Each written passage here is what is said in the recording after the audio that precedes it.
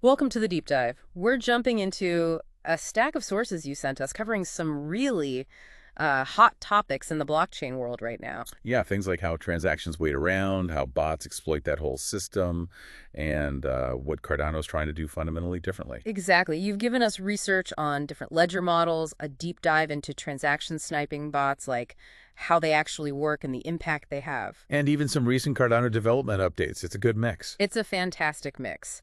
So our mission today is to unpack all these sources you provided, really get our heads around these concepts, dig into the problem of sniping. And then see how Cardano's unique EUTXO model and some related work are maybe looking to, change the game, offer a different path. It's about understanding the mechanics, right? The challenges underneath the surface, and then exploring these different ways platforms are tackling them. Absolutely. Beyond the headlines. Okay, let's unpack this. Let's dive right into the material you've provided.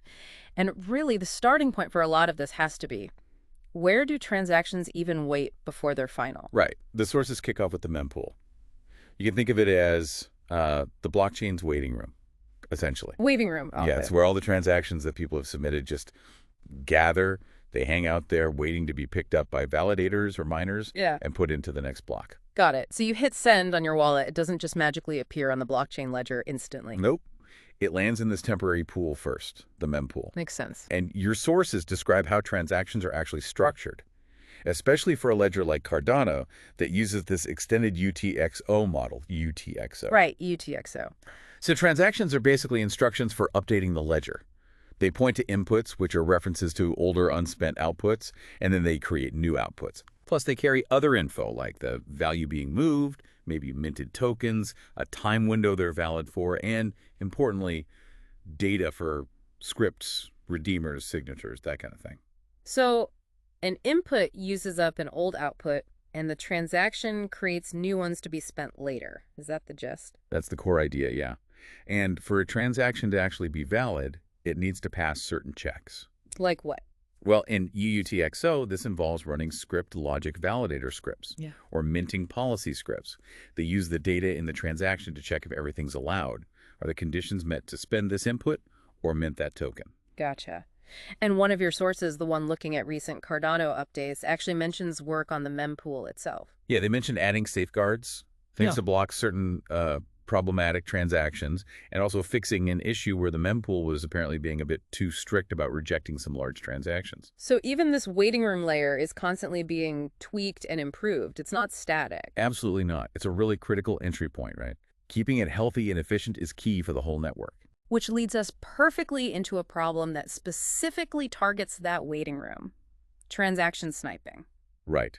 The sources define sniping pretty clearly. It's basically automated bots, or just actors moving incredibly fast. How fast? We're talking milliseconds. They monitor the network, looking for things like new tokens being listed, and then bam! They submit their own transactions super quickly to grab a big chunk of those new tokens before regular users even have a chance. So they're essentially cutting in line, but like with super speed to get in right at the beginning. Exactly. The goal is simple. Buy a ton of tokens the instant they become available, when they're cheap, and then immediately turn around and sell them for a higher price as normal demand starts to build. Ugh, that sounds like it causes a lot of problems for, well, everyone else. It does. The sources list several negative impacts. It can suck up the initial liquidity that the project put in. Right, the money needed for trading. Yeah. It totally messes up price discovery because the bots create this artificial spike right away. And maybe most importantly, it just erodes trust. If you're an early community member excited about a project and bots scoop everything up before you can blink, you feel cheated. It really reminds me of those bots that buy up all the concert tickets or limited sneakers the second they go on sale. It's the exact same game. Speed, automation, and flipping for profit. Just applied to crypto tokens instead of sneakers. Okay, so the sources you sent really break down how these sniper bots operate, step by step. First up, just finding the opportunity, the liquidity pool. How do they even know where to aim? They've got a few tricks. One big one is just constantly scanning the mempool itself, that waiting room. Ah, see it before it's even confirmed. Precisely. They look for specific patterns, like transactions interacting with decentralized exchange contracts in a way that signals, hey, liquidity is being added here. Sneaky. What else? They can also directly poke at the exchange's smart contracts, asking things like, does a trading pair exist for this token yet? Or have reserves been added. It's maybe a fraction slower than mempool watching, but still very fast. And the sources mentioned Telegram channels. That feels almost old school compared to blockchain scanning. It might seem that way, but think about it. Tons of new projects announce their launch details there first. True. So bots can use APIs to just scrape these announcement channels, pull out contract addresses or pool details, maybe even filter based on keywords or trusted channels. It's blending off-chain info with on-chain action. Okay, clever. So they find the target. But what about avoiding scams? Surely they don't just buy anything. The sources mention scam protection features. Yeah, they're not totally dumb. A really common technique is the trial trade. The bot buys a tiny, tiny amount of the token. Like a dust amount.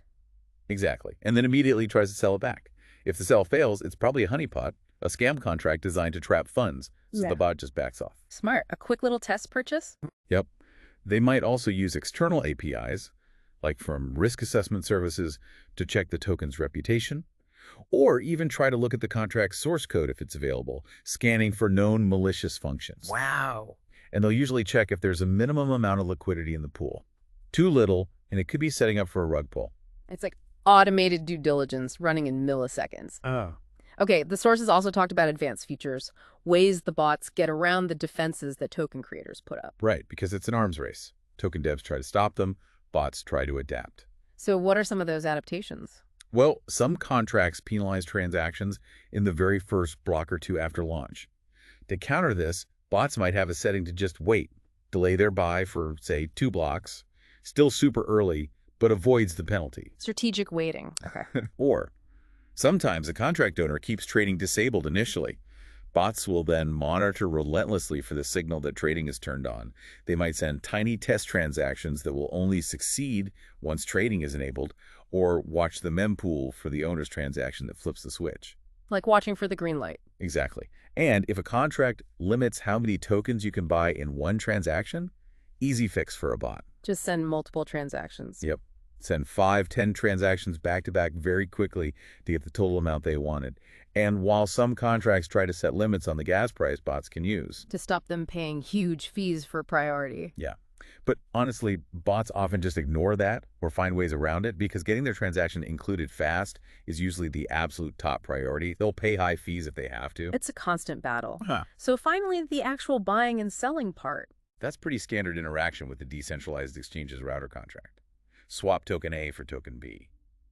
For selling, they can have preset rules like sell if the price goes up 50% or sell if it drops 10%, a stop loss, or maybe even more complex trailing stops that adjust as the price moves. It's a whole automated trading system focused purely on exploiting that launch moment. And the sources actually put some numbers on this, right? Looking at Ethereum and BNB Smart Chain, BSC.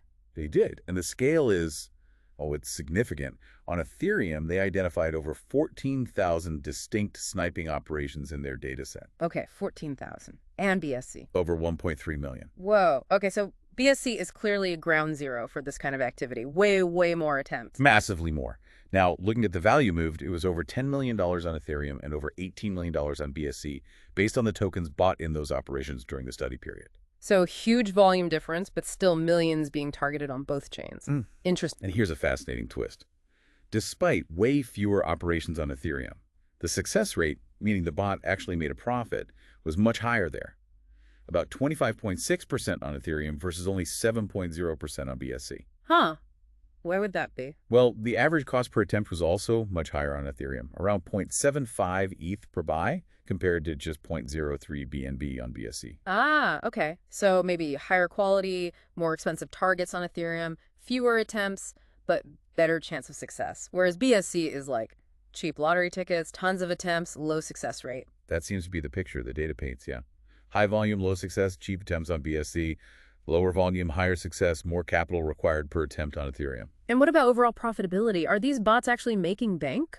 Well, the data shows that most operations, particularly on BSC, fail. They don't make a profit. Right, that low success rate. And a really large chunk of failures happen because the bot buys the token and then never manages to sell it. Why not? Just no buyers. The sources strongly suggest this often happens because of rug pulls. The bot snipes the launch, but then the project team just yanks all the liquidity out of the pool, leaving the bot holding worthless tokens. Huh. So the sniper gets sniped, in a way. by the project itself. Kind of, yeah. They can definitely be victims of scams, too. It underlines the risk. But it's still described as high risk, high reward. Absolutely. Because when it works, it can really work. The sources mention one specific example, a trust swap token launch on Ethereum, where a bot reportedly turned a 90 ETH buy into almost 300 ETH profit very quickly. Wow. Okay, that's the kind of payday that keeps people building these bots, I guess. Oh, that's the allure, definitely. Okay, so clearly a major issue, especially on these big account-based chains. So developers fight back by building defenses into the token contracts themselves, right? What kind of countermeasures did the sources find? Yes, they try to build walls. Several common tactics emerged from the analysis. One is simply having a switch, controlled by the contract owner, to enable trading, so bots can't buy immediately at deployment. The owner waits until things settle, maybe. Could be. Or coordinate the timing. Another popular one, especially on BSC apparently, is imposing a really high sales tax, essentially, on transactions in the first few blocks. Yeah. Buy early, pay a huge fee. Trying to make that instant flip unprofitable. Exactly. Then there are limits. Limiting the number of tokens any single wallet address can buy, or limiting the number of tokens per transaction. To stop whales or bots grabbing everything at once. Right. Or limiting the number of transactions an address can even make within a short time period. Slow them down. Makes sense. Any others? Some contracts try to put a cap on the gas price to stop bots from just outbidding everyone with enormous fees. Yeah. And in theory, you could even hard-code a block list of known bot addresses right into the contract, though that requires identifying them first. So a decent toolbox for developers. How common is it for projects to actually use these tools? Well, the token amount limit per purchase seems to be the most popular defense on both Ethereum and BSC. But there are differences that high tax early on. Much more common on BSC, delaying trading. More common on Ethereum. Interesting split and overall usage. BSC projects are significantly more likely to use at least one anti-bot measure. About 37% of the BSC contracts studied had something, versus only about 18% on Ethereum. Which kind of tracks with BSC having way more sniping activity, right? More defenses. Seems like a logical correlation, yeah. Mm-hmm. But it's also crucial to note what the sources found. The vast majority of token contracts on both chains didn't implement any of these anti-bot mechanisms. Really, most do nothing. Most do nothing, and very, very few use more than one mechanism layered together. So defenses exist, but they're definitely not the norm. Okay. This is where the conversation pivots, based on your sources. We shift focus to Cardano and its EUTXO model, this different architecture you mentioned earlier. Exactly. This is where things get potentially quite different. Cardano uses the extended UTXO model. Think of it as building on Bitcoin's original UTXO idea, but making it way more powerful for smart contracts. It's fundamentally different from the account model used by Ethereum, BSC, Solana, etc. Okay, so break that down. How does EUTXO fundamentally change the game here? The big difference, highlighted in your sources, boils down to how state is handled and how transactions work. In an account model, the contract's state its data. Balance is all stored at the contract's address. Right, like a bank account. Kind of. But in EUTXO, the state, or data, isn't held centrally. It's carried within the unspent transaction outputs, the UTXOs themselves, in a special field called the datum. Okay, data attached to the money itself almost. Sort of. And here's the critical part. When a transaction wants to spend one of these UTXOs, the validator script associated with that UTXO gets to see the entire transaction that's trying to spend it, not just a message saying send X amount. The whole thing. Inputs, outputs, fees, everything. Everything. This allows the script to check much more complex conditions. It knows exactly what the transaction intends to do overall. This leads to what's called deterministic validation. You can know for sure, off-chain, exactly how a validator script will react to a given transaction. Ah, predictability. That sounds useful. Hugely useful. Right. It enables safer off-chain computation and preparation of transactions. You're not just firing a transaction in the network and hoping the state hasn't changed unexpectedly. And one of the sources you sent even dives into formalizing message passing on top of EUTXO, showing it's still flexible. Yeah, that source was interesting. It showed how you can build complex communication patterns, like those needed for sophisticated DeFi apps, using UTXO's structure, potentially even solving some tricky problems in different ways. It shows the model isn't limiting, just different. Okay, so we have this fundamentally different architecture. How does that help with the sniping problem we spent so much time on? Well, it opens the door to entirely different kinds of solutions. Instead of just putting up walls at the application level, the token contract, trying to react after transaction order, is mostly set by mempool speed and fees. EUTXO's properties might let you influence or reorder the execution itself. Reorder execution? How? Like that snec.fun anti-snipe mode mentioned in one source. That's the perfect example the source provides. It really showcases how EUTXO's features can be leveraged. Here's the basic idea. You submit an order on snec.fun, say, to buy a token. With the anti-snipe feature turned on, your order gets confirmed on the blockchain like any other transaction. Okay, so it goes through the mempool, gets into a block, standard stuff. Right. But then, instead of just being executed immediately based on when it landed, a separate off-chain system, they call it an execution engine, watches for these confirmed orders. An off-chain watcher. Yeah. It collects these confirmed orders, but importantly, it waits for a bit. Say, gathers all the orders confirmed across maybe 2 or 3 blocks. Creates a batch. Okay, batching orders together. Exactly. And then comes the clever part. Based on data from the first block in that batching period, like its hash, it defines a specific window of orders within that batch. And it shuffles the orders within that window. Shuffles them, like random. Not exactly random, but deterministically shuffled. It uses a method that combines unique data from each order, like its transaction hash and output index, with a sort of unpredictable salt value derived from other reliable on-chain data in that block or window. The result is a shuffled sequence within that window. Hold on. So even if my Sniper Bots transaction got confirmed fractionally earlier within that 2-block batch, Right. it doesn't necessarily get executed first. Its position in the final execution sequence for that batch gets randomized by the shuffling. That's the core idea. Your speed in getting confirmed doesn't guarantee you front-of-the-line execution within that shuffled batch. It aims to equalize the chances for everyone whose transaction landed in that collection window. The execution engine then processes the whole batch according to this shuffled deterministic order. Wow. Okay, that feels completely different from the countermeasures like taxes or buy limits we talked about before. Those feel like trying to slow down the racers during the race. This sounds like shuffling the starting grid after everyone has arrived, based on something other than just arrival time. That's a great analogy, and the sources argue this kind of approach is really only practical because of EUTXO's properties. How so? The determinism means the off-chain engine knows exactly how the on-chain validators will process the final batch transaction it constructs. The ability for validators to see the whole transaction allows for this complex batching and sequenced execution logic to be validated securely on-chain. It's using the ledger's architecture itself to enable this fairness mechanism. The source called it a protocol-level advantage, right? Something aiming for equalized chances that's hard to game in the same way simple speed is gamed. Yes, exactly. It's not just another layer of defense on top of the existing race.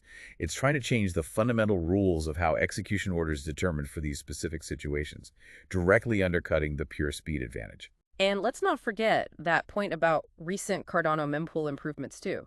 That suggests work happening at the base layer. Right, the transaction intake layer. Which could potentially complement these kinds of application or execution engine level strategies like snec.funds. It's like improvements happening at multiple levels. Definitely seems like a multi-pronged effort. This has been really insightful. We've gone from the basics of the mempool, that waiting room, through the nuts and bolts of sniping bots, their impact, and how typical smart contract platforms try to fight back with application-level rules. And then seen this stark contrast with Cardano's EUTXO model, which seems to enable a fundamentally different architectural approach to the problem, using off-chain coordination combined with on-chain deterministic validation to achieve a different kind of ordering. It really drives home how much the underlying blockchain design, the architecture itself, can influence the types of problems that arise and the kinds of solutions that are even possible. So thinking about everything in these sources you shared, here's maybe a final thought for you, the listener, to chew on. Given these radically different ways of tackling the same problem, reactive rules on top versus architectural enablers for different ordering logic, will these fundamental differences, like EUTXO, ultimately lead to ecosystems that are just inherently less vulnerable to certain kinds of predatory bot activity? Or is it inevitable that bots will just adapt and find new exploits, maybe targeting the off-chain components or the specific rules of these new systems? What does this whole comparison tell you about the deep trade-offs involved when designing a blockchain from the ground up? It's definitely a complex equation. No easy answers there. Absolutely. A lot to mull over based on the great sources you sent in for this deep dive.